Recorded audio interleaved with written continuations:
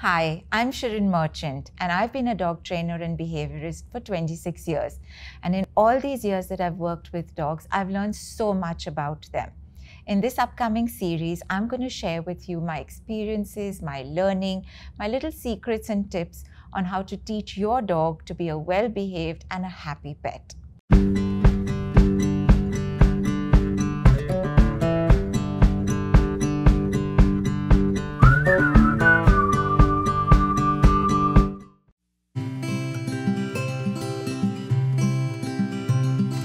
Now, if you've got a puppy at home, we tackle the most important topic in your life that brings you joy, toilet training. I'm sure if you've got a puppy at home, you've had messes to clean up, right? And your house can start looking and smelling like a urinal, which is common, so don't worry about it. Toilet training doesn't have to be rocket science. I'm going to teach you a quick few secrets on how to get it right. So I'm going to keep it short and easy for you to remember. Keep in mind one thing, your toilet training for your puppy starts with the mother. The mother dog teaches the puppy, I would say about between 2 to 3 weeks, that where we sleep and eat. So remember, for toilet training, it's never the area, it's the surface. So if we're sleeping on a cloth bed, the mother will teach the puppies, she'll use her nose and push them and say, go on another surface. Puppies that have been exposed to this, when they come to your house, have quickly learned what we call as surface discrimination, which means they know don't toilet on the surface you eat and sleep on. You can use that to your advantage. So here's a little secret that I always tell people I have to work with. The first time you bring your puppy home, okay, remember you've carried your puppy, it's come for a drive. As soon as you come home, don't leave your puppy in your living room. Because what's going to happen, it's just finally relieved to be back on the ground, it's going to pee. And if it's not the correct spot, you started on the wrong foot. So here's what I do. So presume I have the home and I want my puppy to go in my balcony. I would carry my puppy as soon as I come into the house straight to the balcony. And this is not just for puppies, even if you've got an adult rescue dog. Do the same thing. Take your dog straight first to the toileting area you want and get your dog to run there, walk there, play there till it toilets. Once it's toileted, I'm going to say, good doggy, let's go into the living room. So that first exposure, I've always found, if you get that first or second time correct, it sets off on the correct footing for the rest of the toilet training. The next thing you need to keep in mind, there are 3 things or 3 timings when your puppy will toilet. 1, when it's eaten its food. 2, when it starts to run around and play. And 3, when it's woken up for a nap.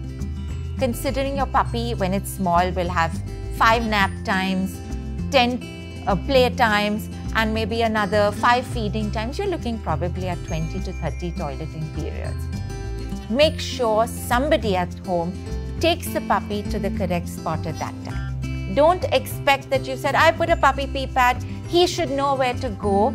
It's just a puppy. You've got to be patient and take your puppy there.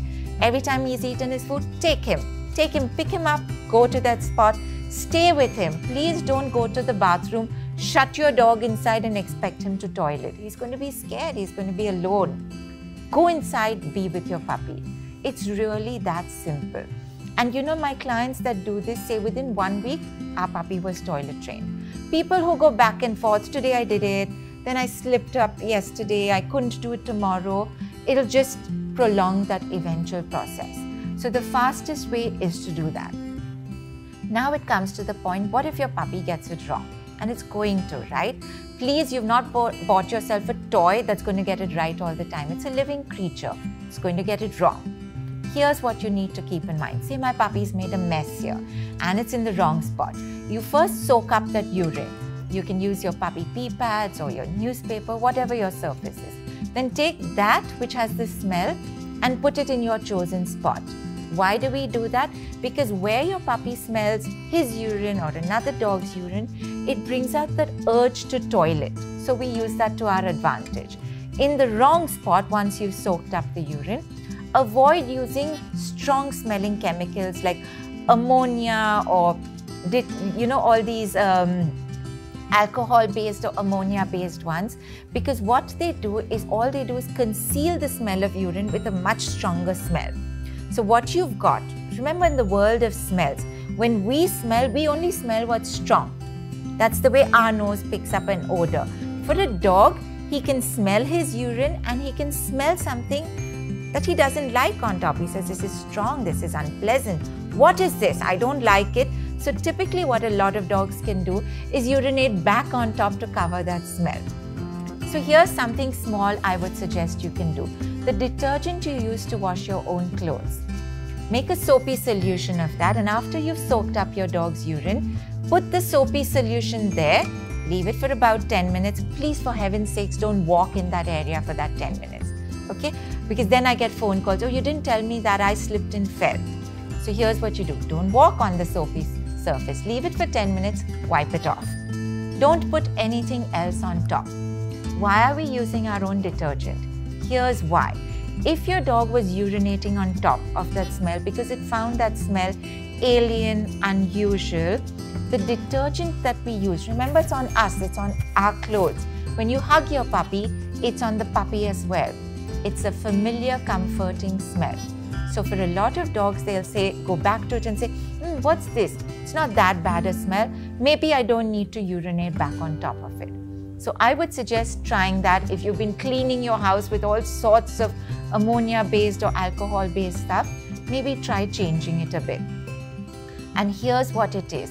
Be consistent. Feeding your dog at very consistent times makes sure that your dog toilets at consistent times, which makes it easier for you to take your dog. If you feed your dog through the day, he's toileting through the day and you're just going to end up with mistakes. Should you scold your puppy? Should you whack it with a newspaper when it gets it wrong? The answer to that is no. As tempted as you are to do it, which can be tempting, right? Here's the scene, okay? You've gone to bed, you've woken up in the middle of the night to do something, and you step into a fresh pile of urine. And that's not fun for a lot of people. So I can get that you can be irritated, but please hold your anger back. Couple of reasons. As soon as you start scolding your puppy every time it makes a mess, it's going to associate you as being negative. What you'll then get is a dog that hides when it wants to toilet. So when the day comes when we have to take the puppy downstairs to toilet, it won't do it in front of you. So you're just making the whole thing into a bigger mess, which we don't want. So ideally, here's what you do. If you catch your puppy in the act of toileting, at the most you can go, no, naughty dog, and quickly take it to the correct spot. Don't smack. Don't push your puppy's nose into the mess. They only teach your puppy how not to trust you. And all you have to do is maybe catch yourself and say, did I not take my puppy out at the correct time? So the fault typically is ours. It's rarely the puppy's. Remember, be consistent, start off on the right footing, and I predict that within a week, you should probably get your puppy to toilet where you want your puppy to toilet.